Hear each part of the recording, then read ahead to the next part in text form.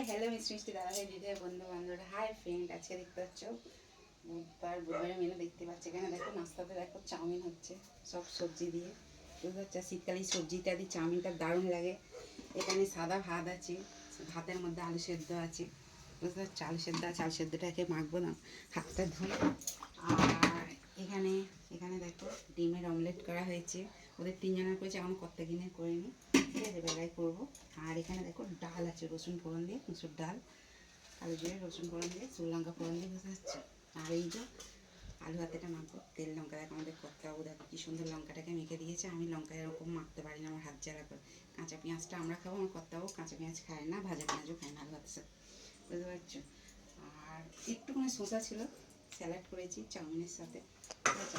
বাজারে বেরোবো, চাউমিন হয়ে গেছে, নাস্তা দেখে খাবে, তো চলে এসে গরম গরম। দেখো আমার আবার চাউমিন একটু ভালো করে না ভাজা হলে ঠিক ভালো লাগে না, বুঝতে পারছো। ওই জন্য দোকানের চাউমিন আমার ভালো লাগে না, একটু ভালো করে না কড়া করে ভাজলে ঠিক ভালো লাগে না, খেতে খাস লাগে না, বুঝতে পারছো। এই হচ্ছে ব্যাপার। ঠিক আছে, চলো যত মিষ্টি মিষ্টি দাদাভাই দিদিভাই, যত ইউটিউব ফেসবুক, যত মিষ্টি মিষ্টি দাদাভাই দিদিভাই বন্ধু বান্ধবের সবাইকে ডিম ডিম ভাজার ভালোবাসা, ডালের ভালোবাসা, চাউমিনের ভালোবাসা, ভাতের ভালোবাসা, আলু সেদ্ধের ভালোবাসা। আর আমার তরফ থেকে তোমার একটা তোমরা যখন ভালো ভালো কমেন্ট করে বলো যে এত কিছু আয়োজন এত সকালে, সত্যি কথা আনন্দে বুকটা মনটা ভরে যায়, উজাড় হয়ে যায়, আরও মানে উৎসাহ লাগে। ঠিক আছে, চলো টাটা।